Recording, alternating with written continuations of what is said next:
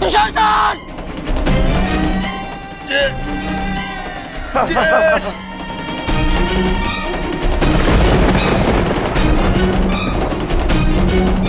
ये सब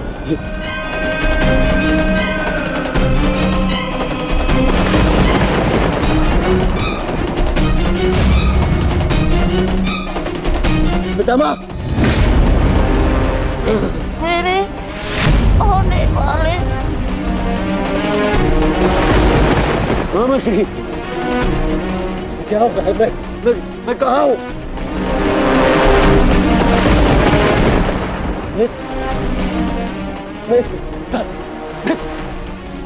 का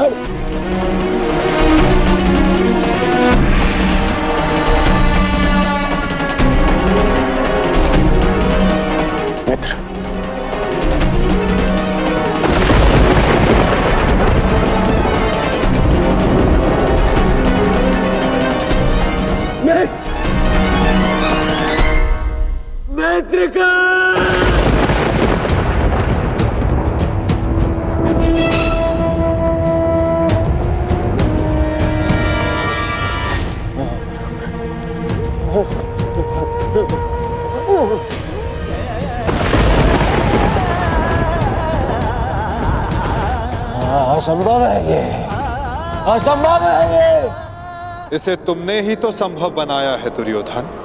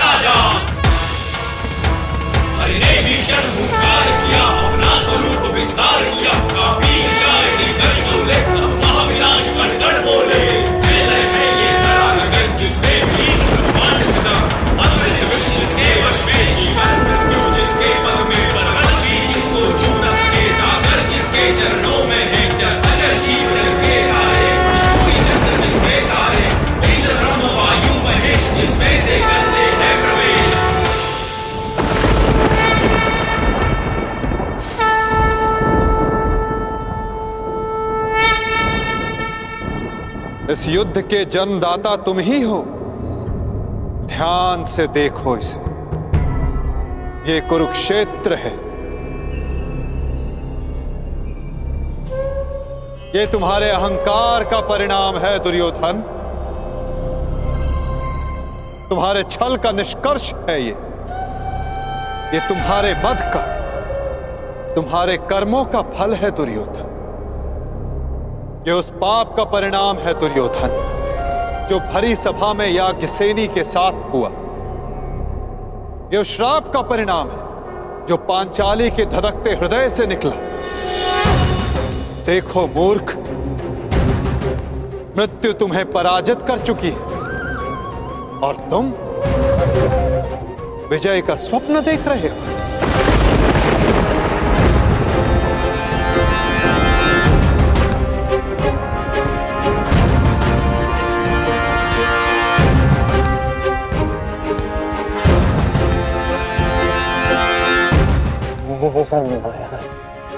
ये सब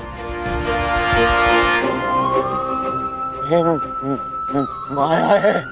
माया नहीं दुर्योधन, तुम्हारे कर्मों की छाया है ये। यही तुम्हारा भविष्य है, यही तुम्हारा प्रारब्ध, यही अंत है कुरुवंश का। युद्ध की चाह थी ना तुम्हें, महाविनाश देखने की इच्छा थी तुम्हें। ठीक है, युद्ध मिलेगा तुम्हें, महाविनाश देखोगे तुम। तुमसे पहले भी बहुत अहंकारी आए और उनका भी अंत मैंने इसी प्रकार किया। मनुष्य क्या, मैं तो सौर मंडल का सृजन और विनाश करता हूं। देखना चाहोगे तो देखो।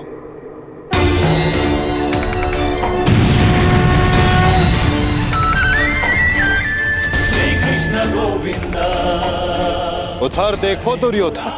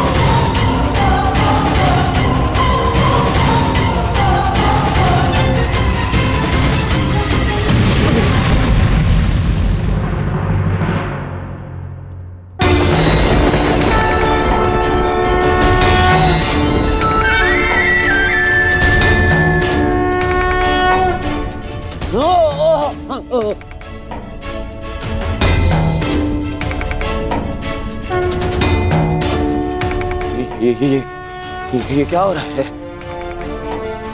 नहीं ये सब मिथ्या है। ये मिथ्या है। ये मिथ्या तुम्हारा अहंकार है दुर्योधन। मिथ्या ये सभा है। सत्य तो वो है जो तुम कभी समझ ही नहीं पाए। वो सत्य जो मैंने अभी तुम्हें दिखाया।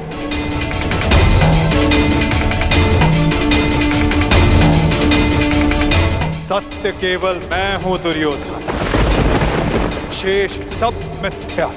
ये सब माया है। तुम साधारण मनुष्य हो और कुछ नहीं हो। आश्चर्य है, परंतु इसमें तुम्हारा क्या दोष? जब मनुष्य में अहंकार तो वो सत्य केवल आकार से पहचानता है। तो आकार देखो दुर्योधन।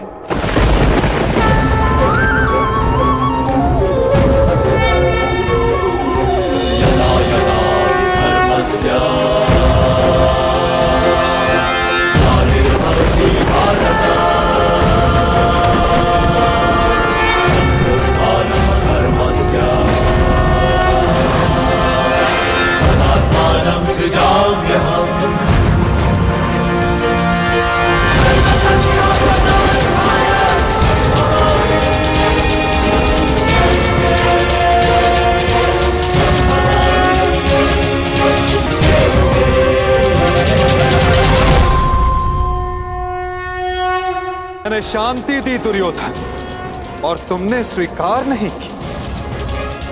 मैंने मैत्री दी परंतु अपने अहंकार के आगे तुम्हें मैत्री का मूल्य समझ नहीं आया।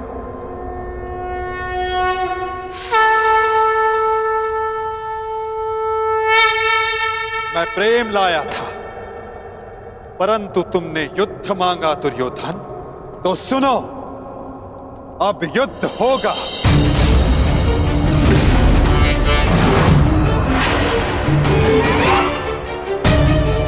मैं जीवन का संदेश लाया था, तुमने मृत्यु का विकल्प चुना, तो मैं मृत्यु दूंगा।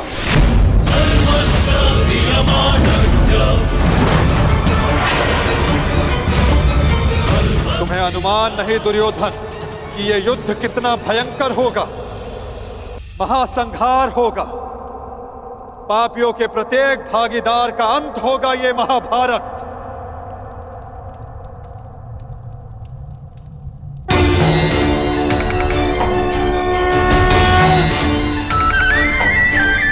श्री कृष्ण गोविंद हरे मुरारी, हे नाथ नारायण वासुदेवा।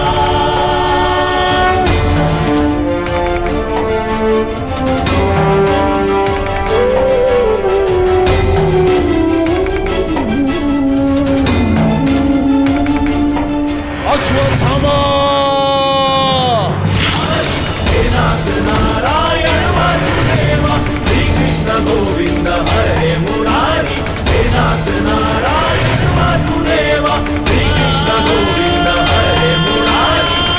बाण संधान करो पार्थ, मुक्त करो राधे को। हरे मुरारी, हे नाथ नारायण वासुदेवा। श्री कृष्ण गोविंद हरे मुरारी, हे नाथ नारायण वासुदेवा। सभा में इतनी शांति क्यों है? कोई बताएगा मुझे आखिर हो क्या रहा है? सत्य देखने के लिए तन के दृष्टि की नहीं, मन के दृष्टि की आवश्यकता होती है धृतराष्ट्र। नियति ने तुम्हें दृष्टि नहीं परंतु आज इस क्षण के लिए मैं तुम्हें दृष्टि देता हूं। कदाचित तन की दृष्टि से देखकर तो मन की दृष्टि का सत्य समझ पाओ धृतराष्ट्र।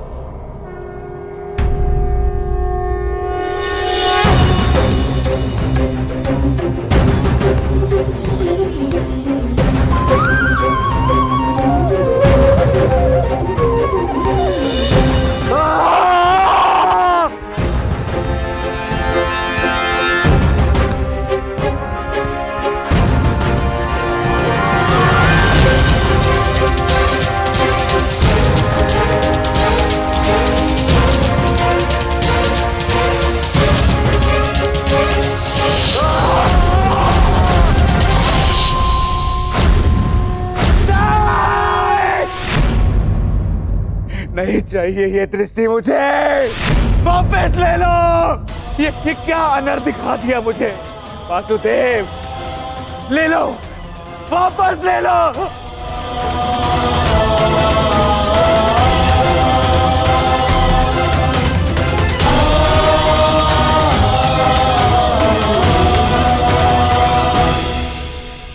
जो सबने देखा वही अंत है और वही नया प्रारंभ। परंतु ये आप सबको स्मरण तब होगा जब ये वास्तविक में आप सबके साथ घटित होगा।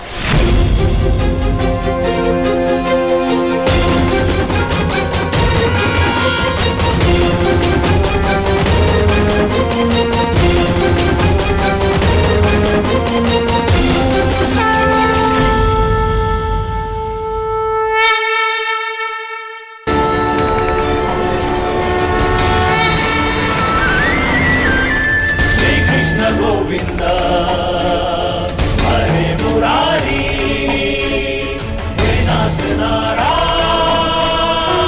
वासुदेवा। श्री कृष्ण गोविंद हरे मुरारी, हे नाथ नारायण वासुदेवा। मैं वासुदेव इस महायुद्ध, इस महाभारत की घोषणा करता हूं।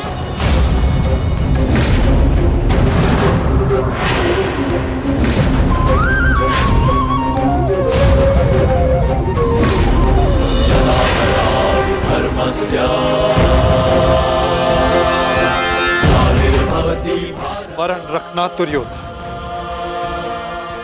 तुम्हारे इस अभिमान के साथ साथ तुम भी इस धरा पर ऐसे गिरोगे कि कभी उठ नहीं पाओगे।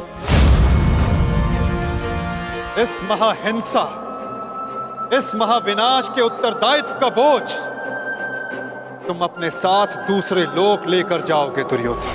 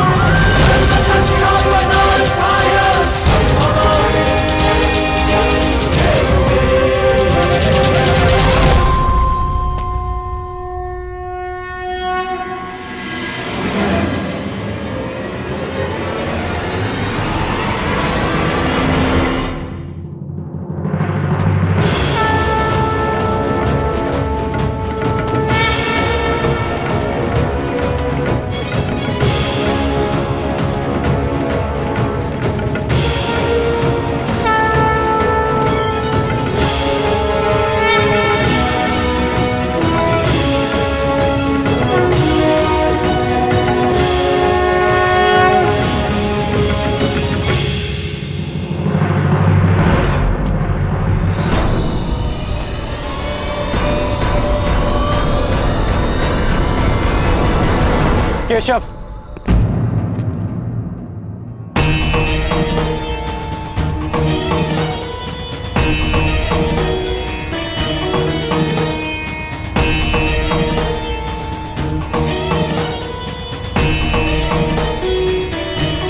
मुझे सदा से भान था कि आप साधारण मनुष्य नहीं हैं।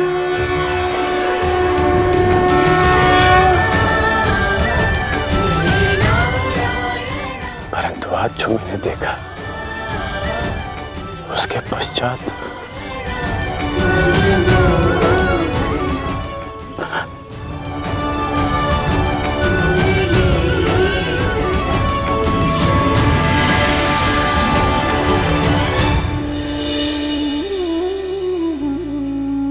मेरे साथ आओ मित्र। ये स्थान अब वार्ता करने के लिए उचित नहीं रहा। यहां शब्दों का कोई मोल नहीं। यहां शब्द केवल सुने जाते, समझे नहीं जाते। आओ मेरे साथ।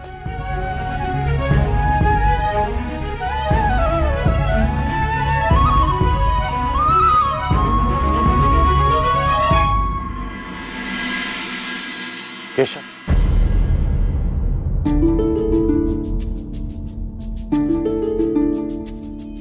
शांति न्याय एक बार आप मेरे सारथी बने थे, आज ये गौरव मुझे दीजिए केशव। बुद्धि कर्म प्रीति में। तुम्हें सारथी के रूप में पाकर गौरवान्वित तो मैं हो जाऊंगा मित्र। कृष्णा कहो या कर्ण कहो, है दोनों एक समान। ठीक है। कृष्णा कहो या कर्ण कहो, है दोनों एक समान।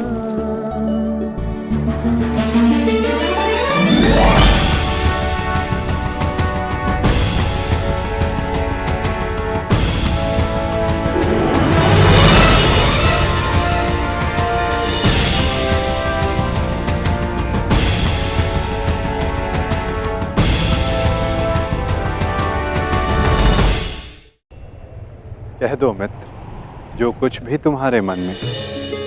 आप ही पढ़ लीजिए ना केशव कि क्या है मेरे मन में। मैं तुम्हारा मन पढ़ सकता हूँ मित्र, परंतु जैसे कि मैंने पहले भी कहा था, मुझे तुम्हारे मुख से सुनना अच्छा लगता है। अब कह भी दो मित्र, क्या है तुम्हारे मन में? इस समय जो मेरे मन में चल रहा है वो ये है कि आपने मुझे पांडवों के पक्ष में आने का प्रस्ताव दिया था। हाँ, और तुमने उस प्रस्ताव को अस्वीकार कर दिया था। हाँ, परंतु मैंने कभी नहीं सोचा था कि मेरा ये निर्णय मुझे आपके विपक्ष में खड़ा कर देगा केशव। आपको तो युद्ध का परिणाम पता है ना केशव। किसी अनहोनी के होने से पहले उसका ज्ञात हो जाना, क्या वो आपको पीड़ा नहीं देता केशव? मनुष्य संतोष से इसलिए जीता है क्योंकि वो नहीं जानता कि अगले पल क्या होने वाला है। वो नहीं जानता कि वो जीवित रहेगा या वो मर जाएगा। परंतु यदि उसे ज्ञात हो जाए कि अगले पल क्या होगा या वो कब मर जाएगा, तो आपको नहीं लगता कि उसके आने वाले पल भय और चिंता में बीतेंगे?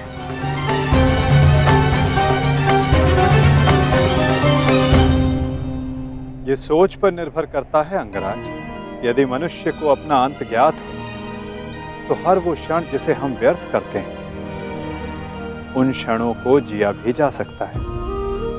इस नदी को देख रहे हो? इस बहती नदी को पता है कि अंततः इसे सागर में जाकर मिल जाना। अधिक ज्ञान पीड़ादायी नहीं होता मित्र। अधिक ज्ञान उचित निर्णय लेने में सहायता करता है। यदि तुम्हें भी भूत और भविष्य का कुछ अधिक ज्ञान होता तो कदाचित तुम भी अधिक न्यायपूर्वक निर्णय कर पाते। आपका मंतव्य यही है ना कि पांडव उचित हैं और दुर्योधन अनुचित?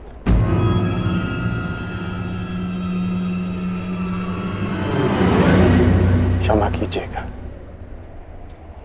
परंतु मैं आपकी इस बात से सहमत नहीं हूं।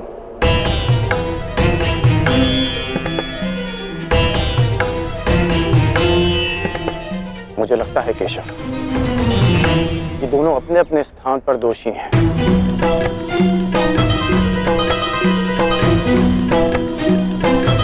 और इसी कारण से दोनों अपनी अपनी दृष्टि में निर्दोष और सही हैं। यदि दोनों ही दोषी हैं, तो तुम निष्पक्ष क्यों नहीं हो जाते मित्र? क्योंकि मुझे लगता है कि दुर्योधन युधिष्ठिर से कहीं अधिक सक्षम शासक सिद्ध होगा। इतने अधर्म करने के पश्चात भी? हाँ, क्योंकि वो युधिष्ठिर की भांति धर्मराज होने का ढोंग नहीं करता। आप ही बताइए केशव, कि जिसने स्वयं की पत्नी को दांव पर लगा दिया हो, जिसने द्यूत के कुचक्र से निकलकर स्वयं को द्यूत में फिर से फंसा लिया हो, वो कैसा धर्मराज?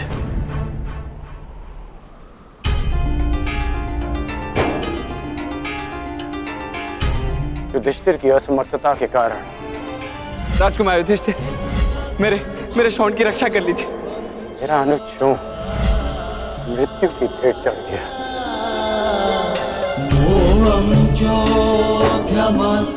जब मुझे सूतपुत्र कहकर रंगभूमि की स्पर्धा में भाग लेने के लिए अयोग्य घोषित कर दिया गया था, राजकुमार के साथ द्वंद्व की अनुमति एक सूतपुत्र को नहीं दी जा सकती।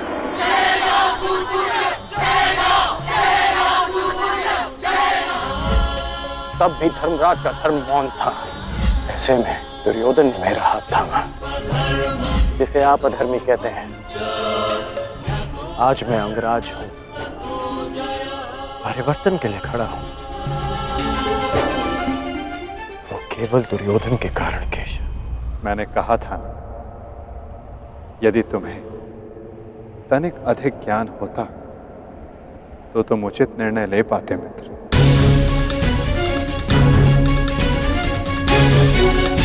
मैं समझा नहीं। तुम सदा स्वयं को सूतपुत्र समझते आए होकर,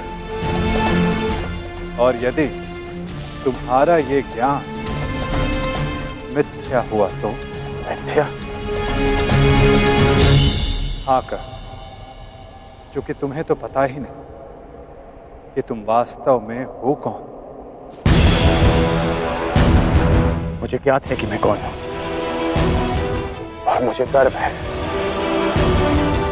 कि मैं अधिरथ पुत्र कर्ण हूं, राधे पुत्र कर्ण हूं, सूत पुत्र कर्ण हूं।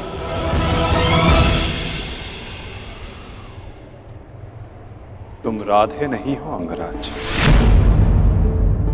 तुम अधिरथ पुत्र नहीं, तुम सूत पुत्र नहीं।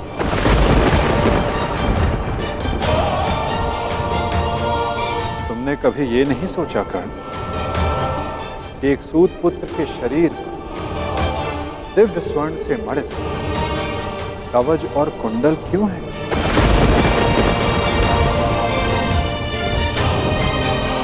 तुम्हारे मन में यह प्रश्न कभी नहीं उठा कि एक साधारण से सारथी के पुत्र के पास ये कवच और कुंडल क्यों?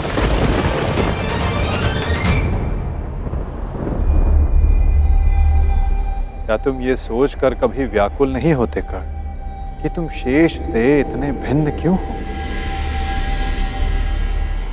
तुम सूर्य पुत्र कर्ण, सूर्य पुत्र कर्ण, सूर्य पुत्र कर्ण, सूर्य पुत्र कर्ण।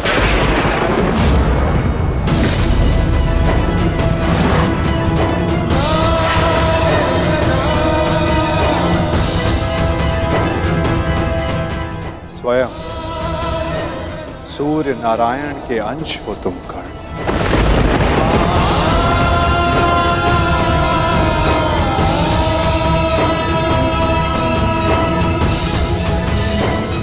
यह सत्य है, मेरे पिता अधिरथ हैं, और मेरी माता राधा। सत्य से भागो मत कर्ण, और सत्य यही है कि अधिरथ तुम्हारे पालक पिता हैं। तुम उन्हें गंगा किनारे मिले थे, कभी सोचा नहीं कि क्यों सूर्य का तेज तुम्हारे मुखमंडल पर रहता है? कभी अनुभव नहीं किया मित्र कि क्यों सूर्य का ताप तुम्हारे शरीर पर स्निग्धता का अनुभव कराता है? तब भी समझ नहीं आया तुम्हें जब दिग्विजय करते समय पांचाल युद्ध में क्यों शत्रु पक्ष पर सूर्य देव का ताप बरस रहा था? क्योंकि तुम अधिरथ पुत्र नहीं, तुम सूर्य देव का आशीर्वाद हो कर्ण।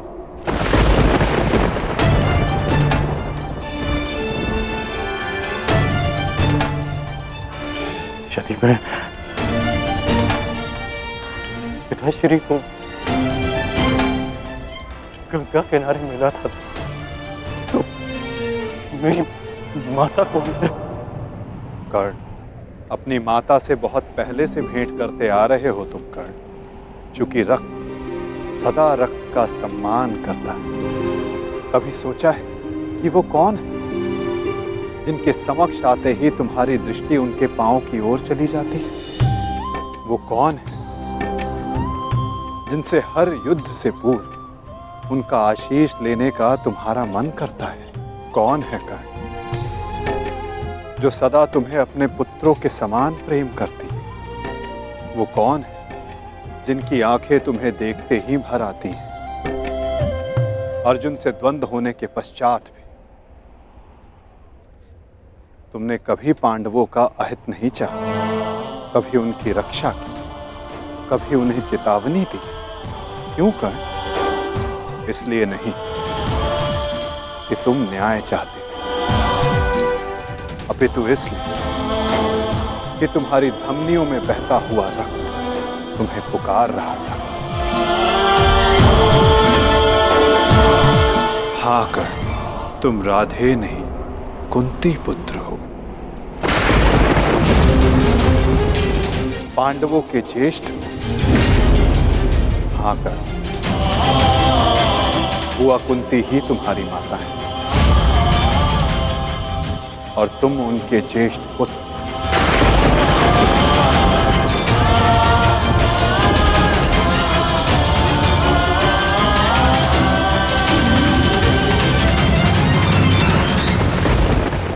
ये सत्य नहीं है।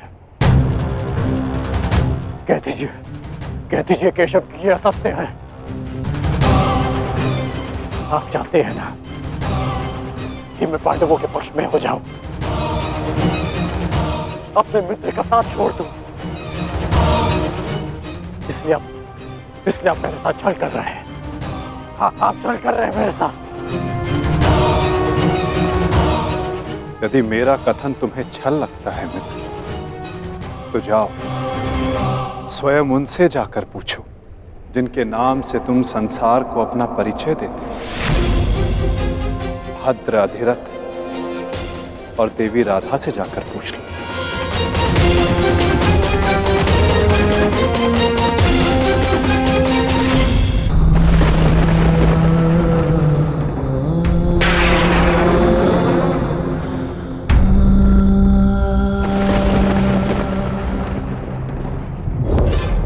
आ गए? उचित समय पर पहुंच गए। आओ भीतर आओ।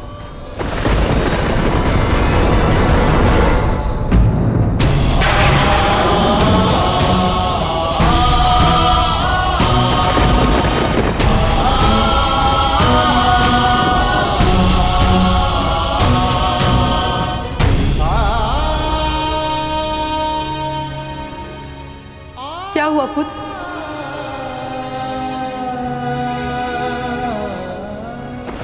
तुम राधे नहीं हो अंगराज, तुम सूर्य पुत्र कर्ण हो।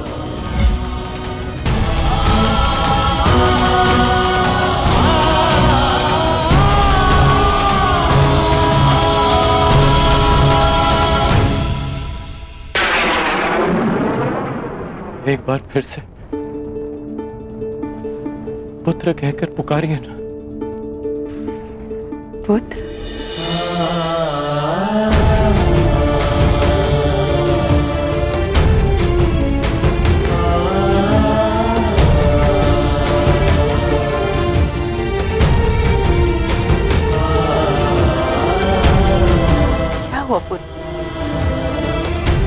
तुम इतने व्यथित क्यों हो? क्या हुआ? मैं व्यथित था अपने ही माता। मैं समझ गया कि ये वासुदेव का खेल है। वो मेरे साथ खेल खेल रहे हैं माता। खेल? कैसा खेल? क्या विनोद किया केशव ने? बहुत भारी विरोध किया उन्होंने। आपका कहना है कि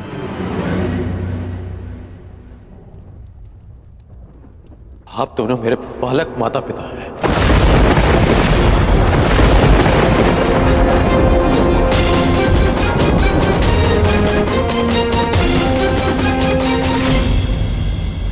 मैं पिताश्री को गंगा तट पर मिला था। ये सूर्यदेव मेरे पिता हैं और माता कुंती मेरी माता।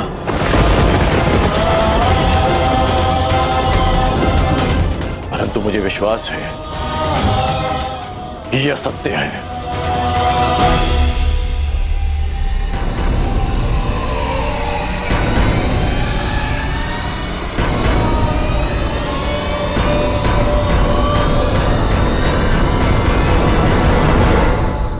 ये असत्य है ना? मैं आप ही का पुत्र हूं।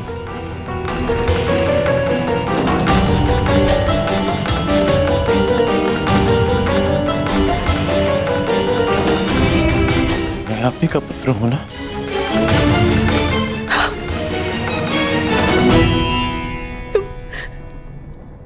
तुम मेरे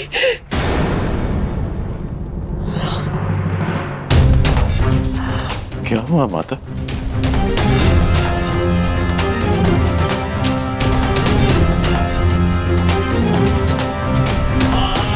क्या हुआ पिताश्री? आप दोनों मौन क्यों हैं? कहिए ना कि आप ही मेरी माता है। कहिए ना कि मैं आपका पुत्र हूं। कहिए ना कि आप मेरी माता है। कहिए ना कि आप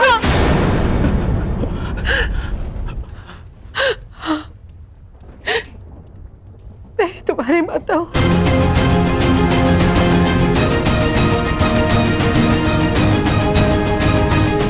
परंतु दात्री नहीं।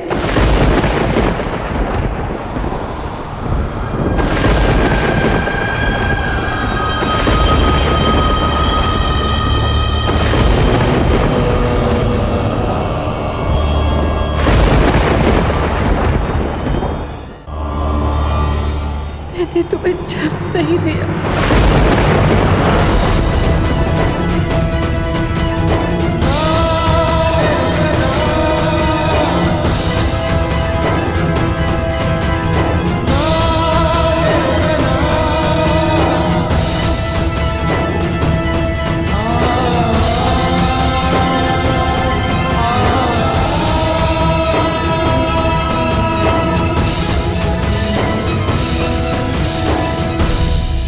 इतने वर्षों से हमने तुमसे ये सत्य छुपा कर रखा कि देवी कुंती तुम्हारी माता है। इसी कारण हम न तुम्हें धनुर्विद्या सीखने देना चाहते थे और न रणभूमि में जाने देना चाहते थे, क्योंकि देवी कुंती तुम्हारी जन्मदात्री है। केशव ने तुमसे कदाचित असत्य नहीं कहा। तुम मेरे पुत्र नहीं।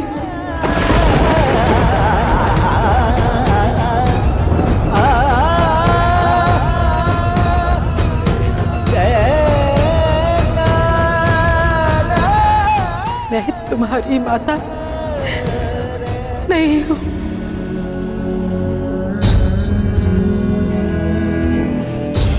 आप असत्य कह रही हैं कि आप मेरी माता नहीं हैं। यदि ऐसा होता तो क्यों बचपन में जब मुझे भूख लगती थी तब आपको स्वयं ज्ञात हो जाता था? जब मुझे निद्रा आती थी तो कौन मुझे अपनी गोद में सुलाता था?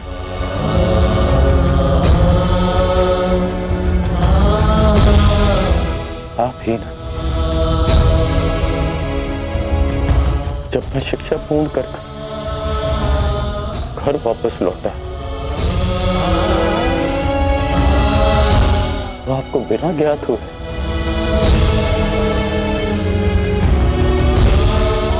कैसे पता चल गया कि मैं आ गया और आपने अधिक भोजन बनाया?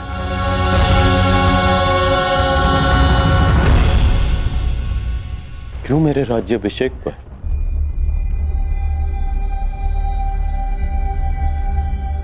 पिताश्री के शपथ देने के पश्चात भी आप मुझे छुपकर देखने आई थी जब मैं अंग जा रहा था? तब क्यों मुझे परिवर्तन का आशीष दिया?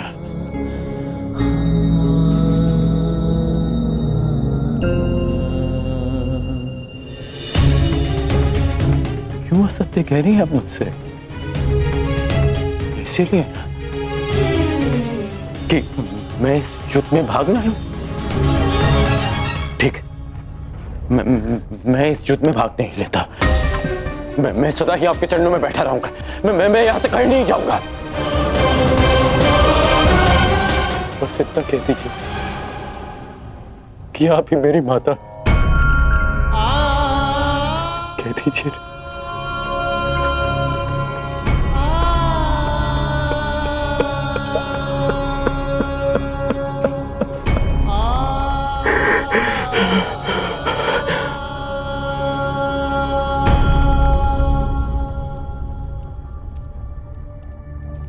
आपके अश्रुओं ने और आपकी चुप्पी ने सत्य सामने ला दिया। धर्मं च लोभं च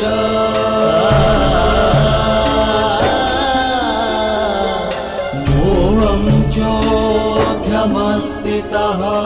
धन्य है आप तो।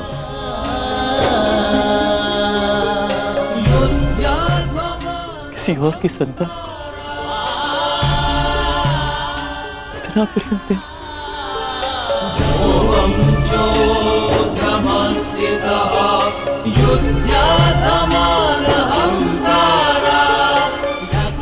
मैं आपका ऋण कभी नहीं उतार पाऊंगा।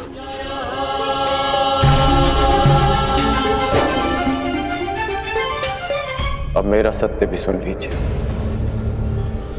मैं सदा प्राधिकरण ही कहलाऊंगा।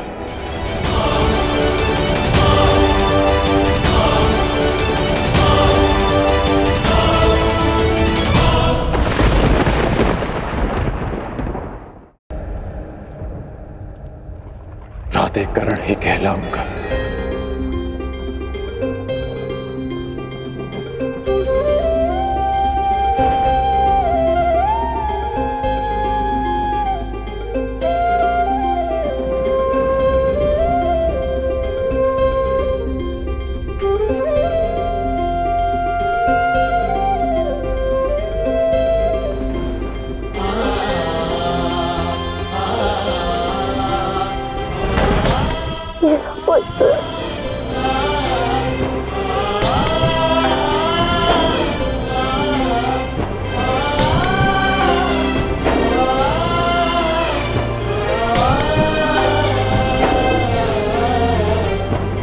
कहाँ जा रहे हो पुत्र?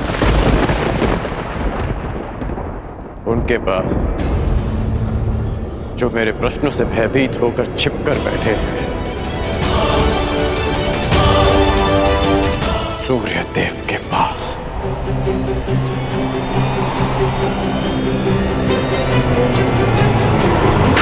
मेघों के आवरण से बाहर निकलिए सूर्यदेव। अब आप मुझसे और नहीं छिप सकते। मेरे समक्ष आइए सूर्यदेव। जीवन के आरंभ से हर प्रातः मैंने आपको तर्पण किया, उसके लिए बाहर आइए। मैंने सदा आपका सम्मान किया, उसके लिए बाहर आइए। आपके कारण जो मेरा अपमान हुआ, उसके लिए बाहर आइए। एक कवच कुंडल मुझे देकर भी मेरे मन को जो भेदा है आपने, उस पीड़ा के कारण बाहर आइए।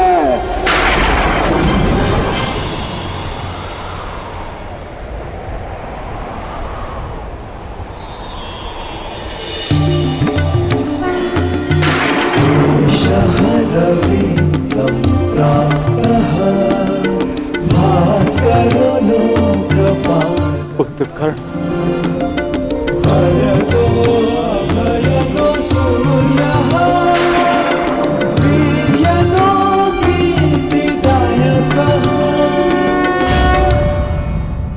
पुत्र मैं ये तो मैं जान गया कि मैं आपका पुत्र हूँ। आगे कहिए सूर्यदेव। पुत्र मैं विवश था, तुम्हारे जन्म के लिए भी और तुम्हारी पहचान छिपाने के लिए भी। महर्षि दुर्वासा ने देवी कुंती की सेवा से प्रसन्न होकर उन्हें यह आशीर्वाद दिया कि वो जिस भी देवता का आवाहन करेंगी वो उन्हें पुत्र देंगे। देवी कुंती बालिका थी, उन्हें लगा कि कहीं ये वरदान मिथ्या तो नहीं, और उन्होंने खेल खेल में मुझे ये आह्वान दिया और वरदान से विवश होकर मुझे उन्हें अपना अंश देना पड़ा।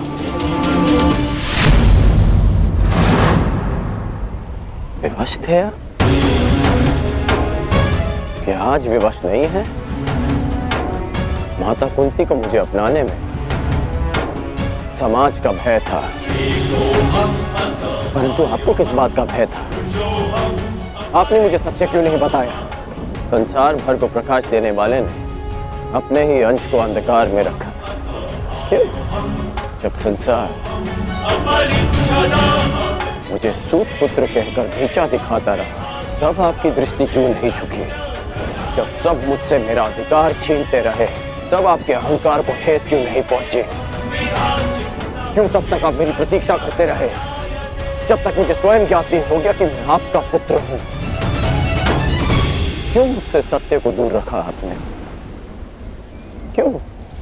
मैं मानता हूं कि मैंने तुम्हें सत्य से दूर रखा, परंतु मैं सदैव तुम्हारे साथ था। मैं नहीं चाहता था कि समाज को इस बात का ज्ञान हो। मैंने तुम्हें ये कवच और कुंडल इसलिए दिए ताकि तुम अपने हृदय को और भी अधिक बलशाली बना सको। तुम्हें समाज की कठोरता को सहने की शक्ति मिले। मुझे क्षमा कर दो। आपके अश्रु मुझे सांत्वना नहीं दे रहे, अपितु भान करा रहे हैं कि मैं आपके लिए केवल एक फूल के अतिरिक्त और कुछ नहीं था।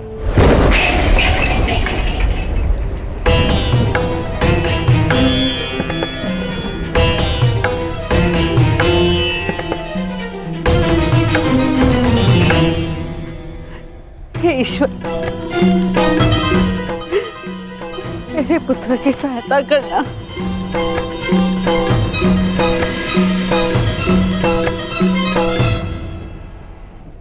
जो स्वयं की सहायता करना जानते हैं, ईश्वर भी उन्हीं की सहायता करते हैं बुआ।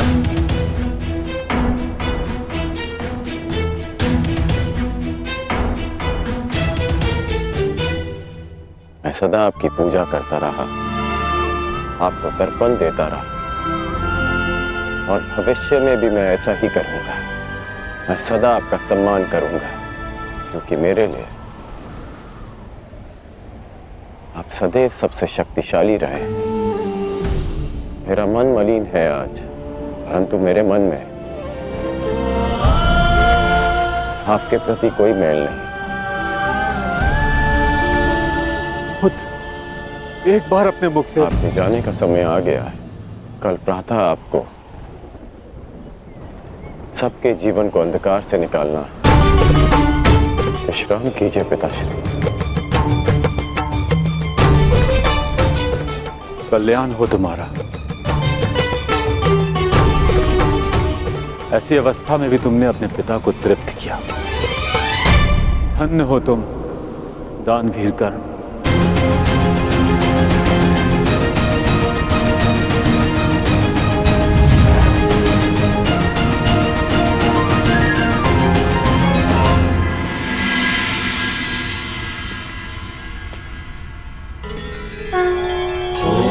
अब आप और कितना व्यथित रहेंगी बुआ?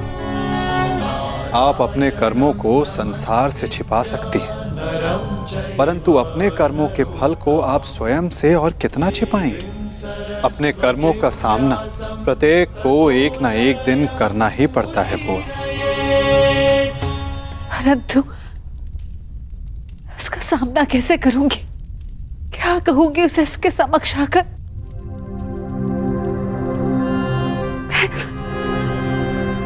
मैं कैसे उसे समझाऊंगी कान्हा? क्या ये सब इतना सरल है? यदि सब कुछ इतना सरल होता तो जीवन जीवन नहीं होता बुआ। मनुष्य को अपने भय का, अपने अतीत का सामना करना ही पड़ता है।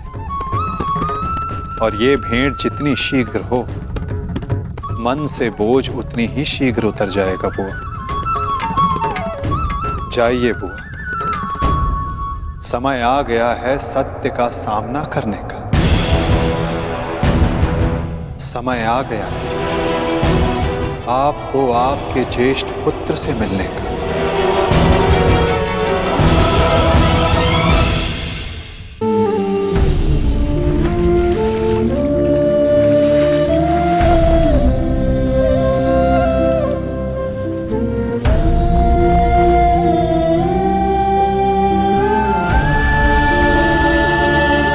दान चाहिए पुत्र, दोगे?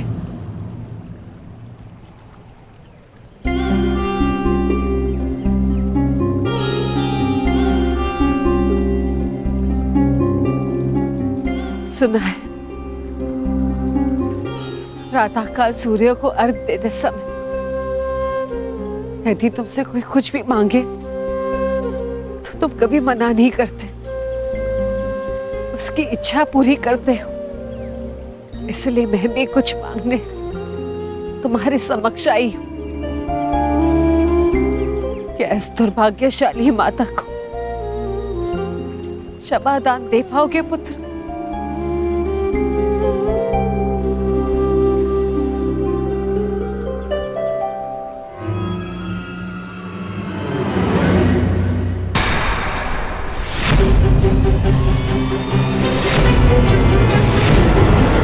क्षमा प्रार्थी तो मैं हूँ राजमाता। राजमाता ऐसा मत कहो पुत्र। क्यों? क्या अनुचित कह दिया मैंने? ये कि सत्य जानने के पश्चात भी मैं आपको राजमाता क्यों कह रहा हूं? मैं आपके गले क्यों नहीं लग रहा हूं? आपके चरण स्पर्श कर आपको माता और जननी क्यों नहीं पुकार रहा हूं? कहिए, क्या अनुचित कर रहा हूं मैं राजमाता? मैं आपको माता कहकर इसलिए नहीं पुकार रहा क्योंकि यह आपका कर्म फल है।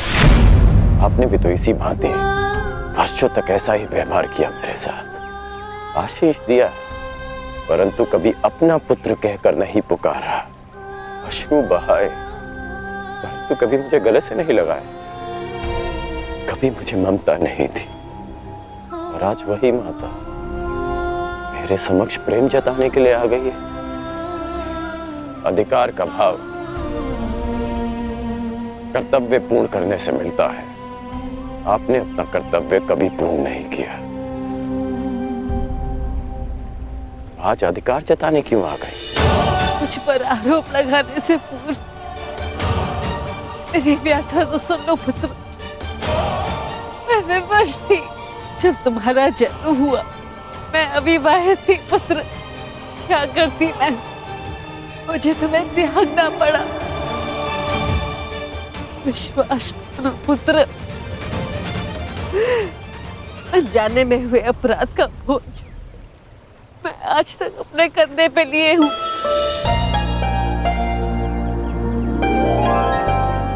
आपने अपनी व्यथा तो कह दी, परंतु मेरा क्या दोष था? एक बालक जिसने अपनी आंखें भी पूरी तरह नहीं खोली थी, उसके जीवन में आपने सदा के लिए अंधकार कर दिया। एक नवजात को गंगा माँ की भेंट चढ़ा दिया आपने। क्या आपने ये भी नहीं सोचा कि वो जीवित रहेगा या वो मर? यदि वो बच गया तो संसार उसे किस नाम से पुकारेगा? समाज उसे कितने ताने देगा कि उसका जीवन जीते जी नरक बन जाए? ये भी नहीं सोचा हमने। गंगा में इसीलिए बहाया ना क्योंकि गंगा माँ पाप धोती है। मैं आपके लिए पापी था ना, केवल एक पाप, एक अभिशाप जिसे आप गंगा में बहाकर भूल गए।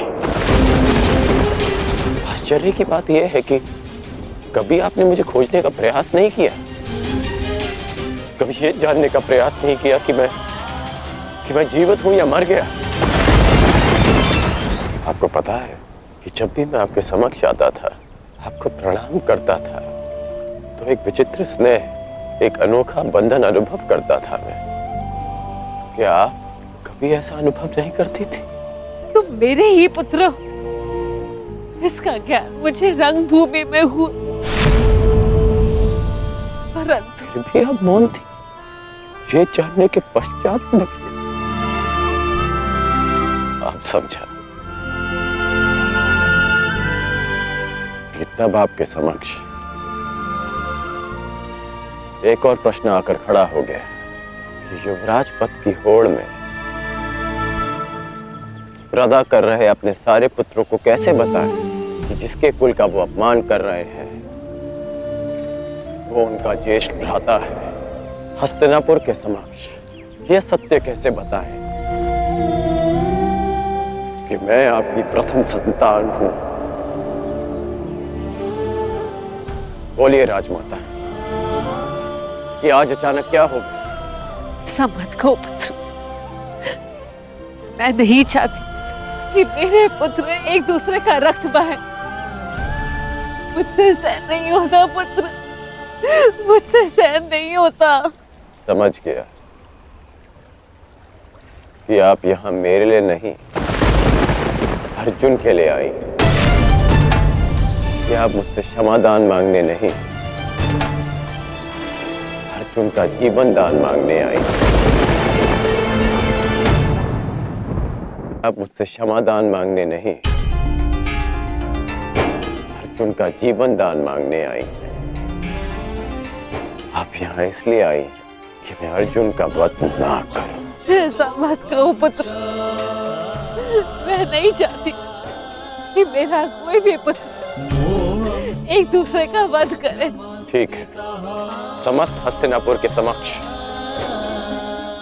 ये स्वीकार कर सकती हैं कि मैं आपका ज्येष्ठ पुत्र हूं।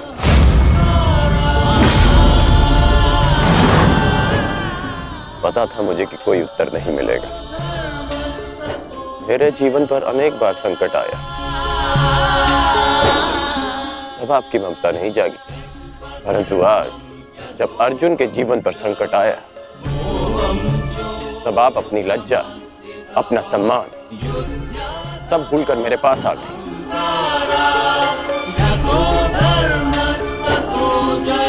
सत्य में अर्जुन बहुत भाग्यशाली है कि उसे आपकी ममता मिली। मैं भले ही अर्जुन को युद्ध के द्वंद्व में हरा दूं, परंतु आज उसने मुझे ममता के द्वंद्व में हरा दिया। तुम्हारी अपराधी नहीं हूं मैं,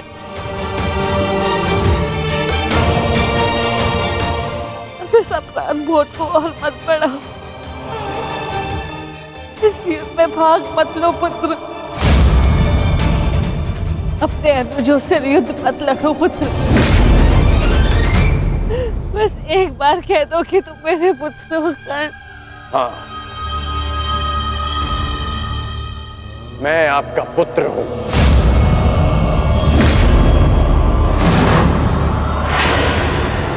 किंतु आप मेरी माता नहीं।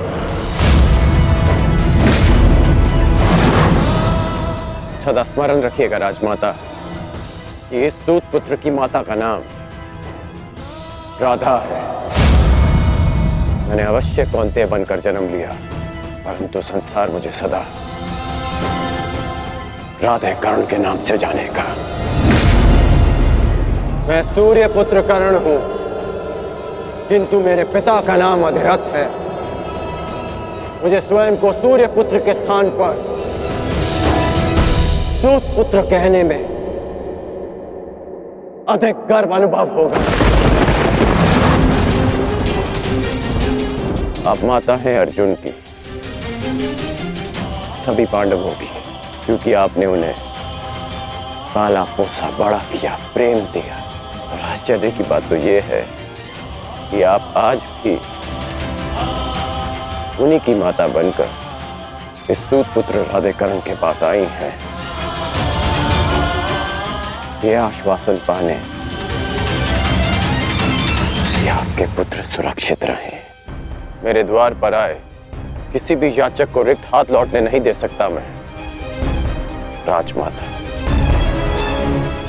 मैं आपको रिक्त हाथ लौटने नहीं दूंगा। मैं वचन देता हूं कि इस महाभारत के पश्चात आपके 5 पुत्र जीवित रहेंगे, केवल 5। यदि अर्जुन ने मेरा वध किया तो भी, और मैंने अर्जुन का वध किया तो भी। यदि अर्जुन मेरे हाथों वीर गति पाता है तो मैं सब कुछ छोड़कर आपके पास आ जाऊंगा। मैं वचन देता हूं कि अर्जुन के अतिरिक्त आपके किसी पुत्र का वध नहीं करूंगा मैं।